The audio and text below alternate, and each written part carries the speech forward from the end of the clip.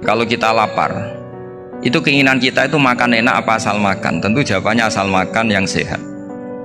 Tapi kalau nuruti nafsu kita, makannya yang enak, teman makan ya enak, terus di warung yang favorit. Ini kan satu kebodohan. Kenapa untuk makan saja butuh definisi sekian banyak? Yang kita harus kecewa, warung favoritnya bisa sudah tutup, atau kita ke sana harus macet, ribet.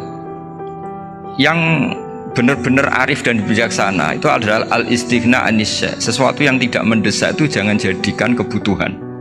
Sehingga kalau kita puasa misalnya, semua makanan itu enak karena kita sangat lapar. Sehingga Abul Qasim Al-Junaidi ketika ditanya, ma'idamu to'am, lauk makanan itu apa? Jawabannya lucu, alju, lapar. Kalau kamu lapar ya semuanya enak. Ini sudah mulai hilang. Kita bilang makan enak itu ya sate, ya gulai, ya pizza yang kita senang. Akhirnya apa? Untuk nikmati nikmatnya Allah itu kita jadi ribet. Apalagi yang orang-orang fasik harus ditemani perempuan yang tidak halal misalnya, atau harus ada ajudan, ribet. Nah pertanyaannya, orang yang ribet sama yang nggak ribet itu pinter mana? Pinter yang nggak ribet.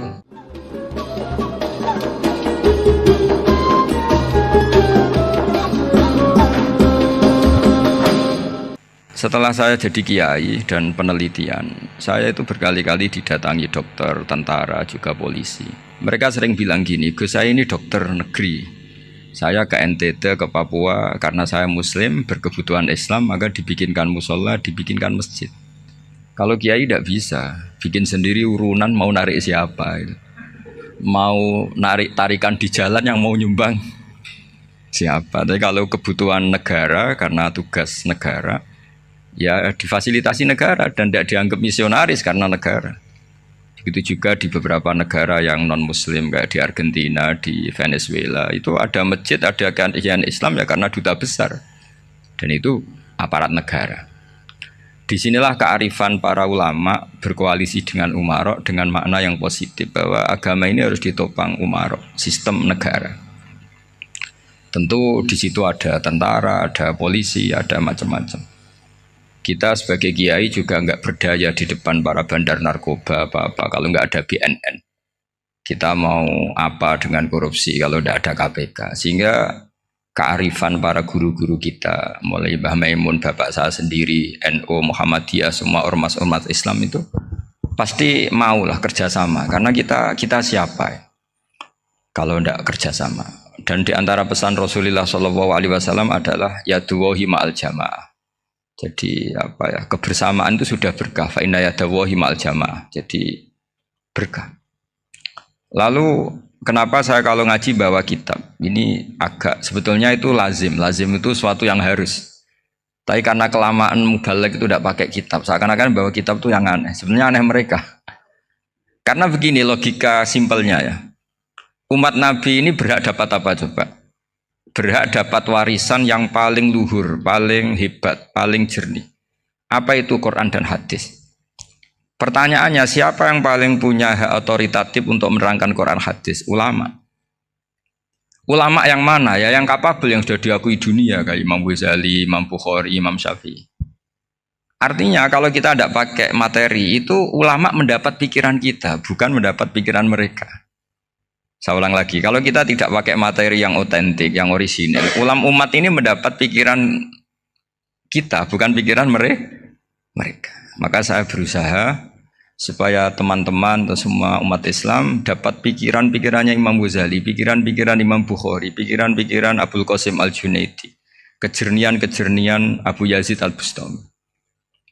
Kejernian itu diantaranya adalah misalnya makalah yang menurut saya itu makalah yang super.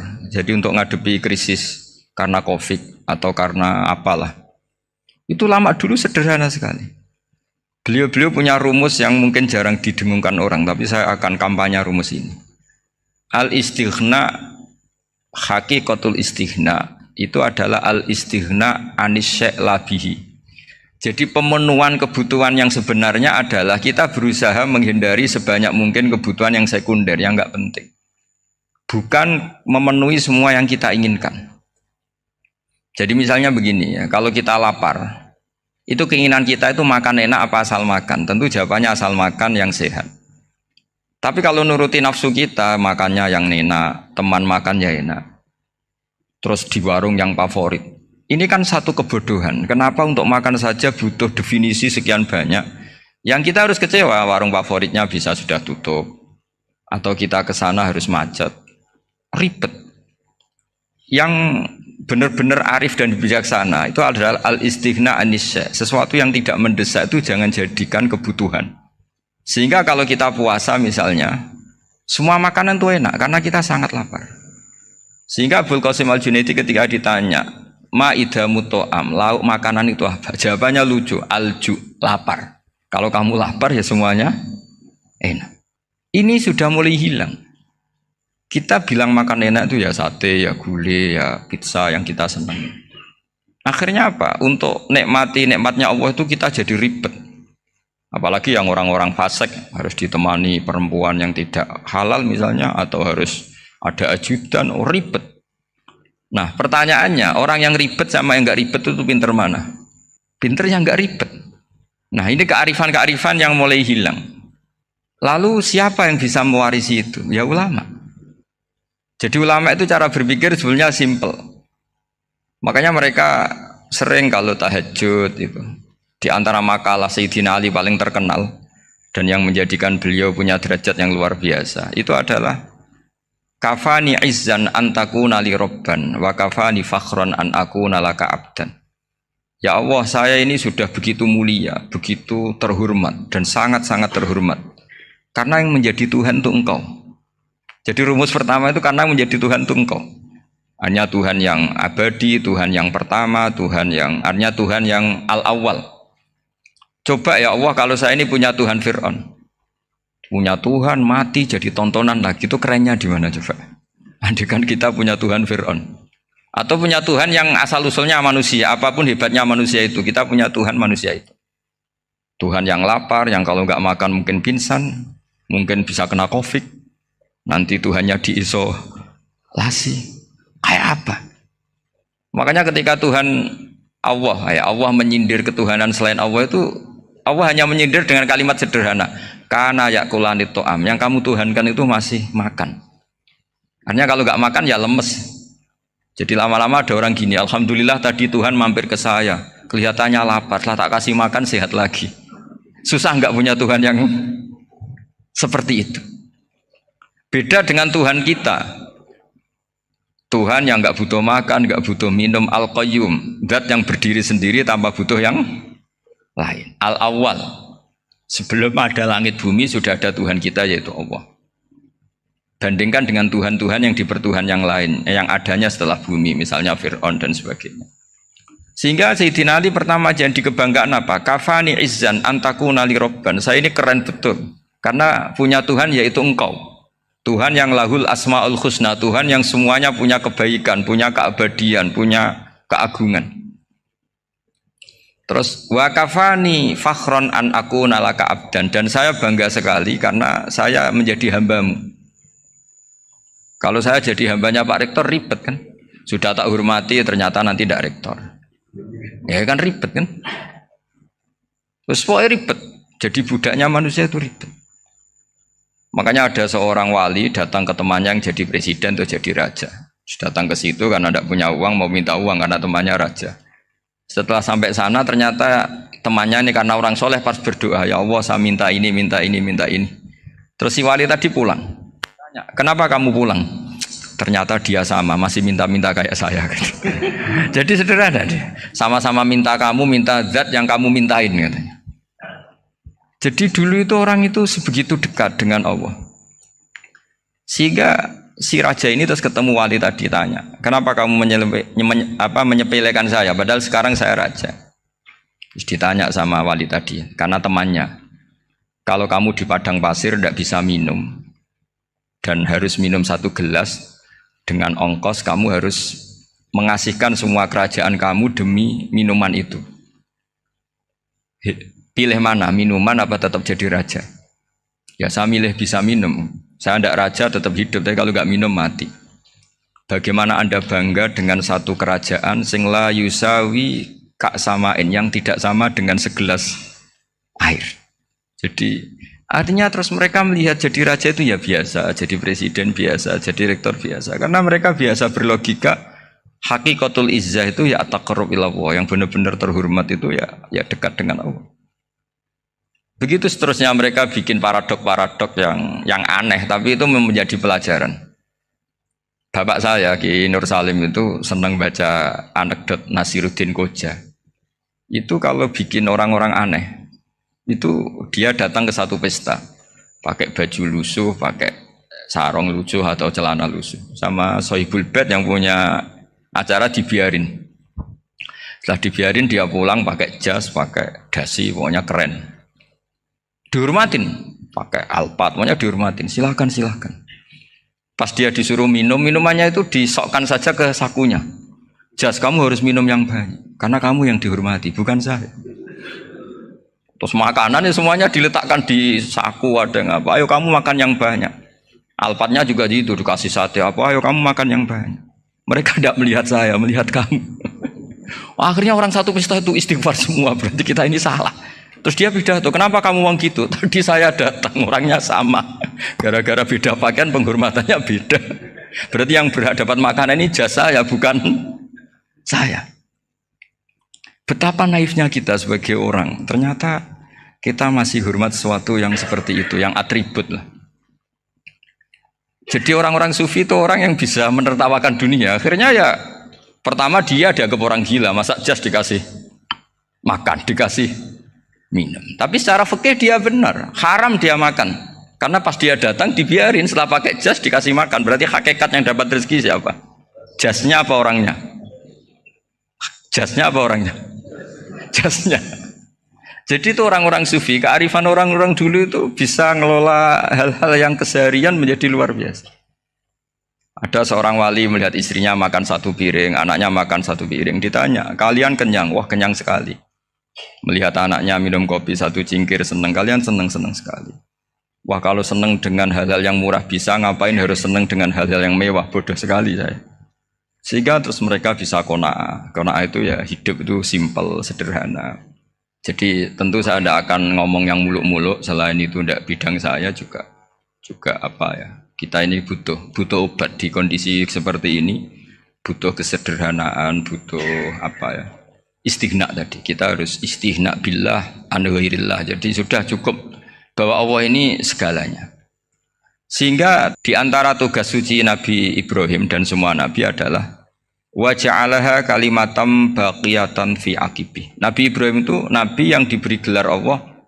Dia adalah nabi yang menjadikan kalimat tauhid itu kalimat yang abadi. Fi aqibih, di anak turunnya, di semua generasinya, baik anak turun karena gen maupun karena pembinaan, karena pendidikan. Ini penting sekali saya utarakan karena apa? Satu kehidupan itu sebenarnya digerakkan oleh kata-kata, oleh moto kalau oleh bahasa modern. Sehingga banyak ulama mengatakan al-ibarat kutun li'ailatil mustami'in, bahwa redaksi atau moto atau pegangan hidup itu penggerak kehidupan. Sehingga sebetulnya manusia itu digerakkan oleh kalimah-kalimah itu, oleh moto-moto itu, oleh prinsip-prinsip hidup itu. Misalnya orang Palestina itu tiap hari ke pasar gitu. Mereka ke laut itu. Ditanya, kenapa tidak takut tembak Israel? Jawabannya lucu. Kena tembak ya mati, enggak makan ya mati. Enggak kerja ya mati. Ya sudah, sama-sama mati ya mendingan aktivitas normal. Tapi saya tidak menyarankan itu untuk melawan COVID. Ini cerita saja. Kamu jangan provokator itu.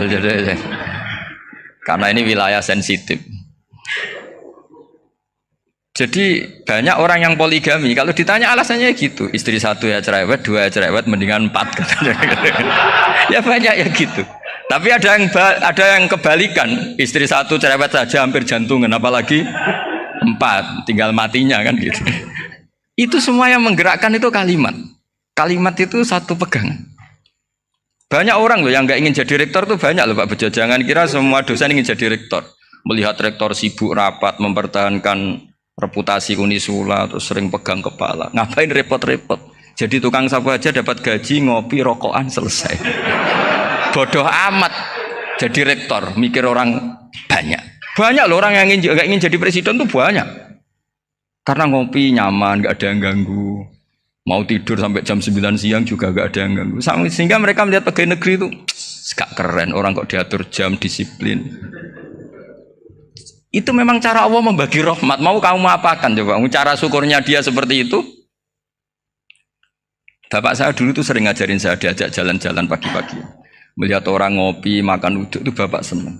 Kok enak jadi wong awam. Ngene esuk-esuk nyemak bocah kesel kabeh kono enak ngopi rokokan. Bapak kadang iri sama orang awam itu iri. Sudah gitu berharap masuk surga kan enak sudah gitu. Tahu-tahu mati, tidak tahu ke surga apa ke neraka ya tidak tahu. Jadi nah, orang dulu itu orang yang bisa mensederhanakan dunia. Sehingga ya sudah, cara bahagia. Makanya saya, alhamdulillah saya ini kerjasama sama UII, sama beberapa kampus. Memang amdan itu sengaja. Kampus itu ya punya sistem yang nggak bisa mewakili sistem kiai. Kiai juga punya sistem yang nggak terwakili oleh kampus, juga sebaliknya saling melengkapi. Saya sering ketemu rektor UII, rektor kampus-kampus Islam.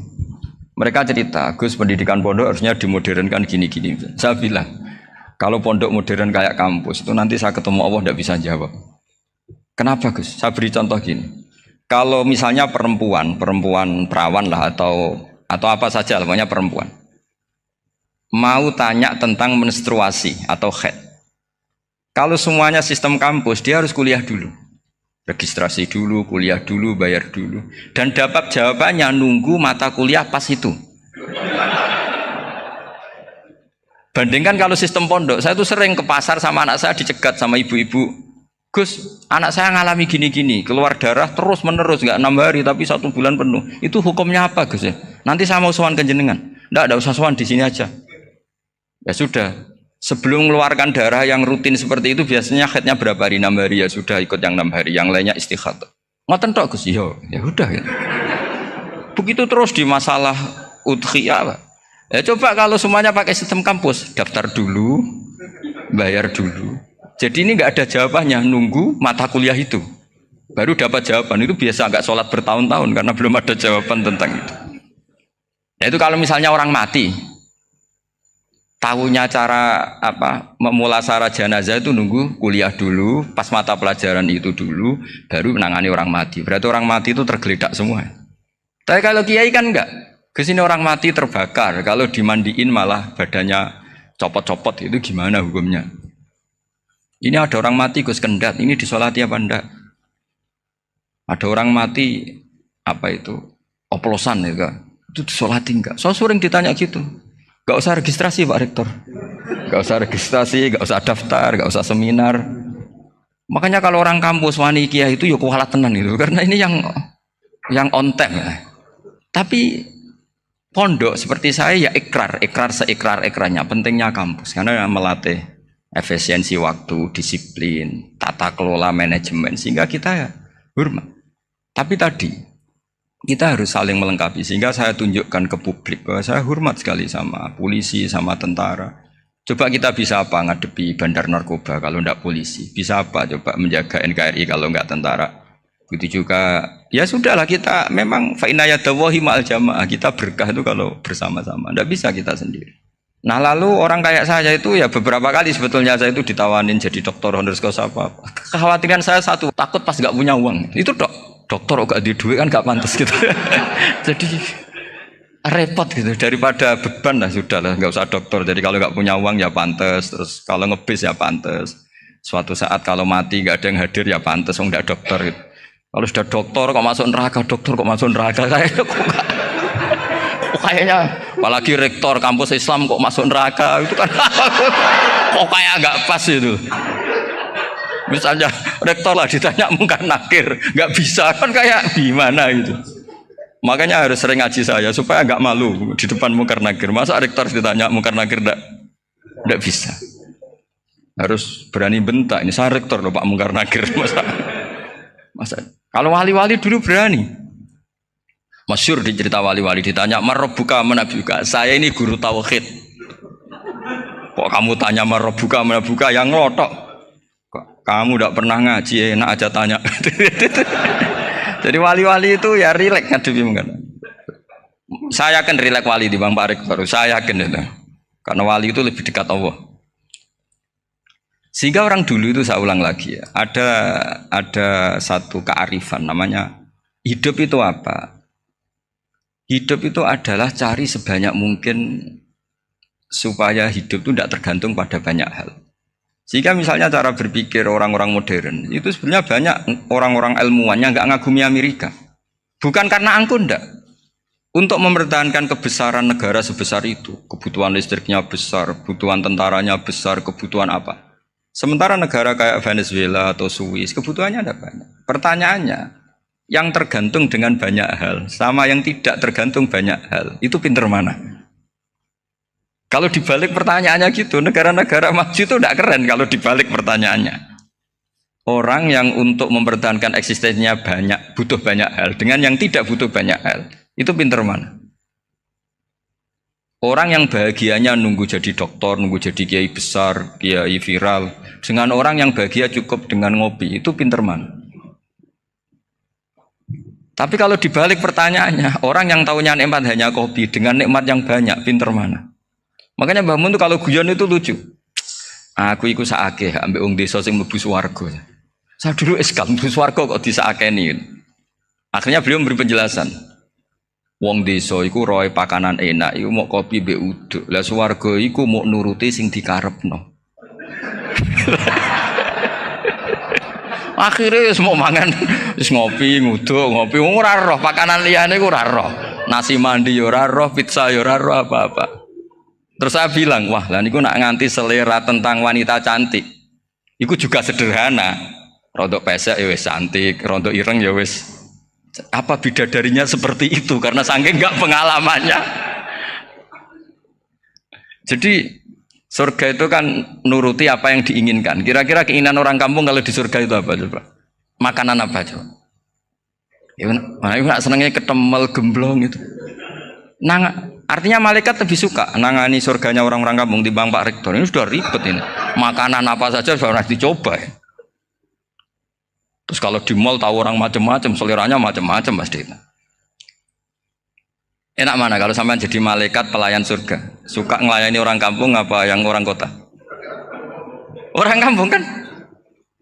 Jadi ya itu guyon ya, guyon tapi itu menjadi pikiran kita bahwa orang yang banyak kebutuhan itu sebetulnya banyak kebodohannya karena menggantungkan kebahagiaannya dengan banyak hal. Makanya Imam Syafi'i ngendikan istighna itu apa? Al-istighna anisya'i. Yang dikatakan kecukupan adalah berusaha sebanyak mungkin banyak hal tidak kamu butuhkan. Bukan memenuhi semua kebutuhan kamu. Karena nafsu kamu ini tidak ada batasnya gitu. Kalau kamu penuhin nggak akan selesai. Itu ada perempuan yang kurang cantik itu minta doa saya. Gus doain suami saya kaya. Terus tak guyonin. Terus nggak minta. Kalau suami kamu kaya, yang pertama dirubah itu apa? Rumah supaya rumah saya bagus. Kedua apa? Mobil supaya mobil saya bagus. Nanti yang dievaluasi itu kamu. Mobil bagus, Alphard, rumah mewah, istrinya kamu. Pasti itu dievaluasi. Langsung enggak usah sudah gini aja kan. Jadi pertama yang dievaluasi itu kaya itu, coba kalau suami kaya itu yang dievaluasi pertama rumah ya. Rumah ganti. Setelah itu apa? Mobil. Kira-kira berikutnya akhirnya sudah aku nggak jadi. Nabi Ibrahim itu pernah minta umur panjang, keren umur panjang. Sama Allah nggak dijawab. Datang orang tua gitu mertamu ke Nabi Ibrahim, terus disuguhi dikasih kurma. Apa itu? Kok kurma apa? Anggur yang sudah matang sekali, sudah dimakan. Setelah dimakan meler keluar lagi, dimakan lagi meler lagi. Terus Nabi Ibrahim masuk lagi ke kamar. Ya Allah, doanya tak cancel. Nanti kalau saya tua kayak itu. Jadi Allah itu nggak jawab langsung tapi ngirimkan itu. Akhirnya ya Allah nggak jadi. Nanti takut itu. Saya pernah ngalami jadi kiai tadi ada ibu-ibu ya nggak pati cantik lah. Suaminya tuh miskin sekali. Minta doa saya supaya kaya. Bareng tak kasih pertimbangan itu udah nggak usah nggak jadi. Jadi itu kearifan. Tapi kearifan ini harus kita tanamkan. Saya nggak bisa membayangkan Indonesia yang besar ini, andai kan tidak ada qanaah, nerimo ing pantum. Coba sekarang ada COVID, Andai kan Indonesia tuh kayak Perancis. Saya beberapa kali punya tamu orang yang hidup lama di Perancis, bahkan dapat istri orang Perancis. Itu dulu nggak begitu mencintai Indonesia. Tapi setelah di Perancis 2 tahun, wah Indonesia hebat.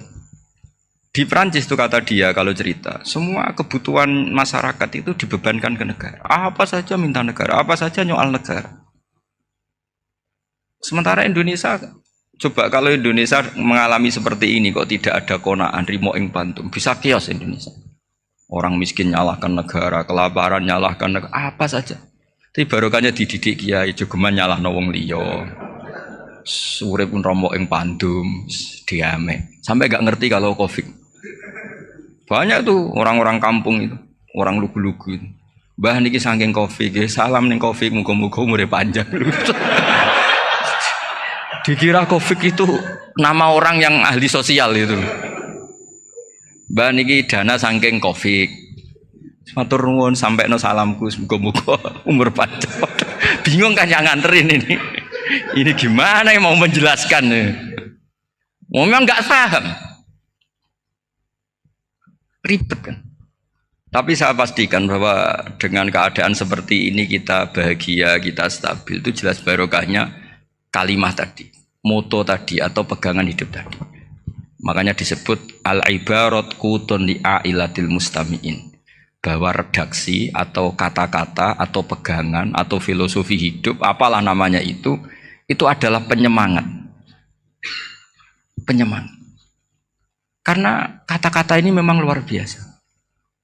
Ketika sahabat perang demi kebenaran, zaman itu ya pasti benar karena yang dibela Nabi. Dulu itu kan enak zaman Nabi, yang dibela mesti benarnya, musuhnya mesti salahnya. Sehingga dulu itu memang harus tegas.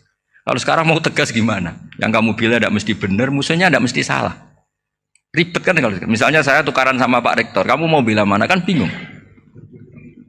Saya tidak mesti benar, saya tidak Nabi. Pak Rektor apalagi nggak mesti benar lagi kan? Ribet kan? Jadi kalau kita mau perang sekarang itu mau pede gimana? Enggak. Makanya banyak ulama sekarang itu mau tegas tuh nggak berani karena ya banyak hal yang abu-abu lah wilayahnya. Misalnya pilihan presiden atau pilihan bupati, pilihan menteri. Kamu mati-matian bela itu, yang kamu bela tidak mesti benar, musuh kamu tidak mesti salah. Misalnya pilihan bupati, wah ini kabupaten ini baik kalau bupatinya ini, yang satu bilang ini, terus tim suksesnya kamu tanya, kamu yakin? Ya tidak juga. Lah kenapa semangat? Kan saya botohnya, paling alasannya ya itu aja, bukan yang lain. Beda dengan zaman Nabi, nabinya mesti benar, Abu Jahalnya mesti salah. Kan enak aturan mainnya jelas. Singkat cerita dalam perang itu banyak sahabat yang ngalami luka, ngalami apa gitu. Kemudian curhat lah ke Nabi, ya Nabi gara-gara derekkan jenengan, ngikuti jenengan saya harus ngalami seperti ini, seperti ini. Ngiranya orang itu diapresiasi sama Allah keluarnya. Ternyata sama Allah gak diapresiasi. Malah diturunkan ayat intakunu ta'lamuna fa innahum ya'lamuna kama ta'lamun wa tarjuna minallah malah yarjun. Kalau kamu sakit karena perang, orang-orang kafir itu ya sakit. Itu saja berani padahal demi kekafiran. Wa tarjuna minallah malah yarjun. Padahal kamu punya nilai lebih yaitu berharap kepada Allah yang mereka tidak punya. Saya jadi kiai itu ya kadang mangkel. Karena yang benci ya benci, yang seneng itu ngel-ngel loh kayak Pak Bejo. Jadi semuanya ribet. Nah iya, yang benci ya ganggu, yang seneng ya ganggu, tambah nemen. Seribet. Tapi kalau sudah ingat bandar narkoba, mereka berhadapan dengan polisi, kadang ditembak karena kesalahannya terlalu fatal. Antar persaingan mereka juga bisa tembak-tembakan karena merebut pasar narkoba. Itu saja mereka berani. Kok kita yang jadi kiai kadang dicium tangannya, dihormati gak berani, hanya takut apa ya, musibah-musibah kecil atau problem-problem kecil. Lah iya, kalau kita bandingannya gitu. Kalau kamu mau tahajud kedinginan, itu masih nanti dihisap Allah itu gitu. Maling ayam itu keluar malam-malam, hanya dapat ayam. Itu gak takut dingin. Ya gak takut digebuki masa. Kamu mau tahajud saja takut dingin. Makanya nanti hisapnya orang soleh itu nanti dijajarkan orang dolim. Terus diperbandingkan. Wah itu habis kamu kalau itu. Jadi misalnya Unisula mau rapat, tapi ini malam, kalau malam dingin nanti saya masuk angin. Anak-anak pang di perapatan aja berani kamu. Kalau sudah perbandingannya gitu tuh ribet kita nanti. Makanya itu kalimat itu moto atau filosofi hidup. Sehingga diulang lagi nasihat itu. Iyam saskum korhun fakodu masal koma korhum mislu. Kalau kamu kena luka, orang-orang yang nggak benar juga akan kena luka. Itu aja berani demi ketidakbenaran. Masa kamu demi kebenaran nggak berani? Akhirnya orang itu, ya itu kalimat, itu heroik. Makanya kita ini penting ya, makanya tadi himne Unisula dimulai kalimat thayyibah. Karena kalimat ini yang menjaga kita kalimat ini. Misalnya tentang Tuhan. Kenapa orang Islam imannya kokoh seperti ini, termasuk yang sudah hidup di Amerika, di Australia, di mana-mana. Itu ya barokahnya ajaran atau barokahnya kalimah. Saya sebut kalimah saya pakai bahasa santri. Karena la ilaha illallah itu dalam tradisi santri disebut kalimatu haqqin alaiha nahya wa alaiha namut wa alaiha nub'ats. Ada yang riwayat wa biha nub'ats insyaallah taala minal aminin. Kenapa mereka di mana-mana meskipun sekolah di Amerika, di Australia, bahkan di Uni Soviet tetap mukmin? Itu barokahnya ajaran yang benar. Allah itu siapa? Tuhan. Tuhan itu sifat dasarnya apa? Awal. Dia harus wujud awal sebelum makhluk yang lain. Sehingga ketika ada negara yang maju, yang tertib, manajemennya tertib, masyarakatnya makmur, tapi punya Tuhan yang tidak seperti itu, tidak awal, itu sudah gak nyaman. Karena ndaklah keren Tuhan saya, karena Tuhan saya itu al-awwal, zat yang pertama. Tuhan saya keren lah, zat yang nggak mati. Tuhan yang nggak mati, yang nggak pernah mengalami kematian. Sehingga tontonan atau yang dilihat kenikmatan-kenikmatan yang lain ini tidak mengubah dia pendirian tentang Tuhan. Karena mantapnya satu kalimat tadi bahwa Tuhan itu ya harus satu, harus awal, harus tidak mati, tidak rusak, tidak mengalami apa-apa yang membahayakan. Sehingga ketika ditawarin Tuhan yang lain meskipun menjanjikan secara finansial atau kemakmuran, mereka gak tertarik. Itu coba, itu barokahnya makmur apa barokahnya ajaran? Barokahnya ajaran. Sering negara Islam itu kalah makmur dengan mereka, tapi barokahnya ajaran ini tetap apa? Tetap Islam. Makanya Nabi Ibrahim, Nabi yang sukses bikin wa ja'alaha kalimatam baqiyatan fi aqibi. Sehingga kita ini bekti sama orang tua misalnya, itu ya karena ajaran. Suwargamu itu karek wong tuamu. Nak wong tuamu ridho, Allah ridho. Nak ora ridho, Allah ora ridho. Ridho wa fi ridhol walidain wa sakhatu wa sukhtu wa fi sakhatil. Sehingga ketika ada orang tua yang agak brengsek gitu, anak-anak tetap hormat. Punya orang tua yang miskin, yang sudah miskin, tukang tombok nomor, banyak kan di kampung gitu. Ya tetap hormat. Coba kalau dari awal kita ngajari orang tua kamu hormati ya, kalau baik, kalau tidak usah. Bisa geger Indonesia. Tapi barokahnya ajaran-ajaran itu Indonesia tertib karena ada ajaran. Nah ini di sini pesantren dan Unisula semua harus berkontribusi membuat ajaran yang benar itu adalah ciri utama Islam. Sehingga Islam ini dimulai dengan ajaran kalimatu haqqin alaiha nahya wa alaiha namut. Sehingga kita tenang seperti ini. Saya ini termasuk kiai yang tenang. Meskipun kata orang banyak saya ini kiai besar, tapi termasuk kiai yang paling tenang. Termasuk yang paling tenang. Karena saya ini pakai mazhab orang-orang hebat. Saya berkali-kali cerita, orang kayak Imam Syafi'i itu orang yang luar biasa. Saya berkali-kali cerita, orang yang tadi nyium tangan kamu ya Imam Syafi'i, di belakang tuh ngerasani kamu, menghujat kamu. Jawabannya enak saja. Berarti saya alhamdulillah orang yang wibawa. Buktinya di depan saya nggak berani. Jadi enteng saja. Diceritain sebagian kampung, sebagian separuh dari warga kamu itu gak suka kamu. Ya bagus lah gak suka saya, gak akan utang duit saya. Di mana-mana orang utang itu karena teman dekat. Kalau gak seneng pasti minimal gak utang, gak pinjem mobil, gak pinjem apa. Berkah mana yang seneng sama yang gede. Jadi dianggap enteng saja. Semua yang dialamin dianggap enteng saja. Misalnya punya istri pemarah, ya baguslah marahin suami. Kalau marahin tonggo malah ribet. Jadi kamu harus terima kasih kalau dimarahin istri.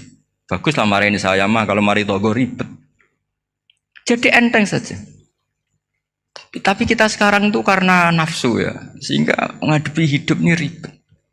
Ulama dulu kalau mau mati itu senangnya bukan main. Sudah lama saya ini ingin nggak maksiat. Kayaknya nggak maksiat paling efektif itu mati. Ya tidak apa-apa Gusti, kalau sebaiknya mati ya mati aja.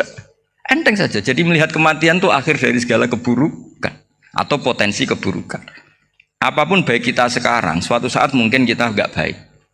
Yang bisa menghentikan ketidakbaikan atau potensi ketidakbaikan itu apa coba? Mati kan? Berarti mati itu mengerikan apa menyenangkan? Mesti kamu tidak berani menjawab. Meskipun secara ilmu kamu berani, tapi secara rasa agak berani kan? Saya ulang lagi ya, yang bisa menghentikan keburukan atau potensi keburukan itu apa coba?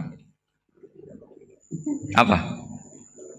Kematian. Berarti kematian itu menyenangkan atau menyusahkan? Apapun kamu tidak berani jawab karena kamu agak-agak duniawi itu kelihatannya. Tapi secara ilmu, kamu tahu kan kalau mati itu tidak buruk-buruk banget. Karena apa? Itu akhir dari segala keburukan.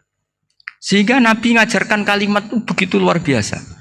Allahumma ahyini maka natil hayatu khairan li wa tawaffani maka natil wafatu khairan li. Nabi melihat dunia itu begitu indah. Ya Allah, kalau saya ini hidup, anggap saja hidup ini ziyadatan li fi kulli khairin, menjadi modal saya menambah segala kebaikan. Jika suatu saat saya mati, anggap mawon rohatan li min kulli syarrin, itu akhir dari segala keburukan saya. Sehingga mati hidup ya baik karena di situ kita bisa berkontribusi beramal soleh. Mati juga baik karena mengakhiri segala keburukan. Nabi nate ngendikan lagi, ajaban li amril mukmini inna amrohu kullahu khair. Orang mukmin itu mengagumkan, semuanya baik. In asobathu na'ma syakara fakana khairan lah. Kalau baru dapat nikmat, dia syukur, maka itu baik. Wa in asobatu dharra sabara. Kalau dapat masalah mereka sabar, itu juga baik. Sehingga orang mukmin dua sisinya pasti baik. Itu juga kalimat, maksudnya moto atau pegangan hidup. Nah berikut ini saya beri contoh, ini kenangan saya, ini contoh terakhir. Masalah jadi orang terkenal maupun tidak. Di sini dicontohkan Imam Ghazali di halaman 367 di kitab saya 367, juznya 3 di kitab Ihya Ulumuddin. Di sini beliau cerita betapa untuk menjaga ikhlas sebaiknya orang itu tidak terkenal, tidak syuhrah, tidak terkenal. Oke, itu kita sepakat ya, karena kalau terkenal mungkin orang dipaksa publik dengan tanda kutip untuk selalu berbuat baik, tapi karena jaim lah, jaga image atau apa. Tapi ketika dibalik pertanyaannya, kamu rela yang terkenal itu orang nggak benar, sementara yang orang benar itu nggak terkenal. Lalu masyarakat taunya yang tidak benar. Kalau pertanyaannya dibalik gitu, orang baik wajib terkenal enggak? Kalau pertanyaannya dibalik seperti itu. Dokter yang benar tidak terkenal, yang malpraktek terkenal. Kamu ingin kondisi seperti itu? Gak ingin kan? Kampus yang bagus gak terkenal, kampus yang bagus gak terkenal, yang gak bagus.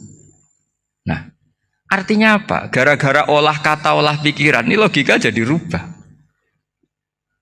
Lagi-lagi apa? Jawaban itu ada di kata-kata sebetulnya. Makanya bab-bab seperti ini tidak usahlah kita berdebat, berpolemik. Sebaiknya orang itu humul, menutup diri, apa sebaiknya orang terkenal, itu nggak perlu seperti itu. Sudah terserah Tuhan saja. Makanya saya mulai dulu ngaji sampai sekarang itu ya tidak punya punya ikon tertentu atau punya website tertentu, enggak. Sudah terserah pangeran. Sudah saya juga tidak sok suci materialistik atau enggak, ya tidak mikir saya. Bukan apa-apa ya, karena saya ini kiai, jadi biasa urusannya sama Allah, tidak sama makhluk. Jadi pusing kalau sama sarah-sarahnya makhluk itu pusing. Meskipun rektor kalau nasihati saya pasti tidak saya terima, itu tetap makhluk, itu sudah ada ngefek kalau saya itu sudah ada itu. Bukan karena saya sombong, ya memang makhluk betul gitu, bukan. Cuma nasibnya bejo aja, tapi makhluk tetap makhluk. Saya beri contoh ya. Ini makalah yang ditulis Imam Ghazali. Ya. I'lam aslahaka Allah anna aslal jah wa intisarus sayyid atau sayyidi wal istihar wa huwa mazmum. Balil mahmudu al khumulu illa man saharahu wa ta'ala linasri dini min ghairi takallufi talabi syuhrati minhu. Jadi kalau kamu ingin ibadah kamu selamat, ya kamu jangan terkenal. Tapi resikonya adalah Kalau kebaikan itu tidak terkenal, maka nggak dikenali. Kalau nggak dikenali, berarti masyarakat hanya punya percontohan yang tidak baik, karena yang baik tidak terkenal. Jadi itulah ulama-ulama dulu. Jadi apa-apa itu dibanding-bandingkan. Kemudian nanti kelihatan, jawabannya itu kelihatan. Jadi ulama dulu itu biasa ngarang misalnya afatun nikah, sisi negatifnya nikah. Harus ngurmat istri, harus macam-macam, kalau terlantar itu ya dosa. Seperti tadi Pak Marsudi cerita, kalau orang ngapalkan Quran itu takut lupa, kalau lupa itu jadi dosa. Pertanyaannya, kalau semua orang takut lupa, takut dosa, semua orang nggak hafal Quran karena potongan-potongan lupa. Cara berpikir tidak seperti itu. Kalau berpikir ya namanya hafalan ya inginnya hafal, kan nggak ingin lupa. Lah nanti kalau takdirnya lupa karena hal-hal yang dimaklumi oleh syariat itu enggak yang termasuk dosa. Yang dosa itu lupa takliwiri udhrin syar'iyyan, lupa yang tidak ada sebab yang apa? Syar'i. Tapi lupa bawaan EQ-nya tidak bagus. Lupa bawaan sering dibentak. Oh itu enggak masalah karena bawaannya orang tertekan itu ya lupa. Coba kamu hafal Quran, terus punya kredit jatuh tempo, pas hari itu aku yakin enggak cerdas sudah. Itu bawaannya orang tertekan itu pasti lupa. Jadi ya saya teruskan ya. Jadi terus ada makalah yang sangat bagus sekali tentang itu. Saya baca ya. Wa yadullu ala dzalika anna Allah azza wa jalla amaral anbiya'a bi idharil amali lil iktida wa khassahum bi mansibin nubuwah. Wala yajuzu ayyudhanna bihim annahum khurrimu afdolal amalen. Jadi orang yang terlalu mendewa-dewakan khumul itu menutup diri. Oke itu baik, karena dengan khumul, dengan menutup diri Anda tidak riya, Anda tidak pamer. Tapi kata Imam Ghazali, kamu juga harus ingat, di antara syaratnya Nabi itu harus mengumumkan kalau beliau itu seorang Nabi. Harus memaklumatkan kalau beliau seorang Nabi, supaya bisa diikuti.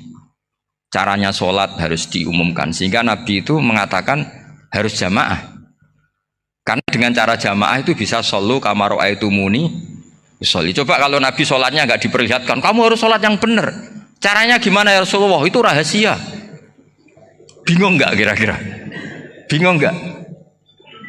Ya misalnya amal rahasia selalu lebih baik. Terus ada pertanyaan, Nabi ngendikan kamu sholat yang benar. Caranya gimana Nabi? Ya itu rahasia. Terus gimana coba? Tapi Nabi ngendikan apa? Shollu kama ra'aitumuni usolli. Ya sudah kamu sholat, niru saya sholat. Berarti Nabi sholatnya diperlihatkan apa disembunyikan? Diperlihatkan. Jadi begitu juga saya berkali-kali bilang, orang tahu kalau itu bidan ya berdasar tulisan itu bidan. Tahu kalau itu dokter gigi ya itu dokter gigi. Jangan sampai gara-gara tidak ada tulisan mau beli alat bangunan di dokter gigi, mau periksa gigi di toko bangunan. Gara-gara apa? Nggak ada maklumat. Nah, di sini ulama-ulama selalu memaklumatkan dirinya. Termasuk Imam Ghazali ketika ngarang kitab dinamai Ihya Ulumuddin, bahwa kitab ini bisa menghidupkan ilmu-ilmu agama yang mulai hilang. Begitu seterusnya. Jadi ini ngaji ya. Jadi orang itu harus ngerti. Jadi jangan nuruti emosi sendiri atau logika sendiri. Bahwa saya suka humul, ya monggo, agama Islam menyediakan sarana itu. Uzlah itu ya punya sisi kebaikannya sendiri. Tapi syuhrah terkenal asal tidak nuruti nafsu juga punya sisi kebaikannya sendiri. Setidaknya umat ini punya satu master kebaikan yang mudah diakses. Tapi tadi saya ulang lagi, jangan karena hadun nafsi, jangan karena kepentingan pribadi. Makanya di sini disebutkan wa yadullu ala dzalika ay ala syuhrah anna wa ta'ala amarul anbiya bi idharil amal lil iktida. Allah selalu memerintahkan para nabi kalau ngamal kebaikan ya harus dimunculkan supaya bisa ditiru. Yaitu tadi kita tidak bisa bayangkan kan kalau misalnya Nabi menyuruh kamu harus sholat yang benar, kemudian sholatnya Nabi sembunyi. Kalau ditanya, Nabi saya niru siapa? Wah itu rahasia, kamu nggak boleh lihat sholat saya takut tidak ikhlas. Ribet kan? Sehingga jamaah itu statusnya tetap harus. Nah bedanya harus ini ulama berpendapat harus yang apa? Fardu kifayah. Tapi fardu itu maknanya harus. Tapi bukan berarti kalau nggak jamaah sholatnya nggak sah, nggak. Tetap tapi statusnya jamaah tetap apa? Harus. Nah barokahnya harus ini orang yang baru sholat, sholatnya langsung bener karena ada yang diikutin. Coba kalau mantan dukun baru sholat terus sholat sendiri, itu mesti mirip mantra itu. Karena dia tidak ada master percontohannya. Tapi barokahnya ada master, orang paling bodoh pun kalau sholat ya bener, karena standar ada komandonya, ada imamnya. Sehingga Imam Ahmad malah berpikir keras, syarat sahnya sholat itu harus jamaah. Cara pikirannya Imam Ahmad keras sekali beliau. Sehingga kalau orang sholat sendiri kok ada orang lain yang maunya berjamaah harus bayar, orang itu harus bayar demi sahnya sholat. Itu madzhabnya Imam Ahmad. Tapi kalau madzhab Syafi'i hanya mengatakan fardu kifayah, yang kalau satu komunitas, jadi tak baca lagi biar dapat berkahnya Imam Ghazali, asirru afdalu minal alaniyati. Terus kata sebagian ulama, al alaniyah itu afdal minasirri. Terus diperbandingkan baik yang mana amal dipertontonkan sama ndak. Terus kata Imam Ghazali, kalau orang itu bisa jaga tidak riya, maka sebaiknya dipertontonkan karena kebaikan harus yang muncul, bukan yang tidak baik yang muncul. Makanya ketika memaklumatkan diri sebagai ingin jadi generasi khairah ummah, itu kalau diterjemah itu kan, wow, khairah ummah, umat terbaik. Itu kan kayak agak angkuh. Tapi nggak apa-apa, itu nggak apa-apa. Masa kita kampanye siap degradasi moral kan ya lucu kan. Masa jualan gitu kan ya lucu. Kita memang ingin mengkhidmati ummah, berbakti dengan umat, membantu supaya jadi generasi khairah ummah. Nggak apa-apa, dimaklumatkan supaya dengan itu umat punya sarana. Oh kalau ingin jadi khairah ummah, kuliah di sini. Jangan lalu enggak gitu. Ya sama kita dokter, maklumatkan saja dokter gigi, dokter kandungan, dokter bedah. Sehingga orang kalau mau bedah ya jangan ke dokter kandungan. Jadi barokahnya maklumat ya. Jadi saya mohon sekali ini, saya sendiri sebetulnya orang yang enggak siap terkenal sebetulnya, tapi ya sudah terserah Allah saja. Kalau itu cara Allah menyebar kebaikan, ya monggo. Pokoknya kita tawakal saja sama Allah Subhanahu wa Ta'ala. Ya, saya kira demikian. Assalamualaikum warahmatullahi wabarakatuh.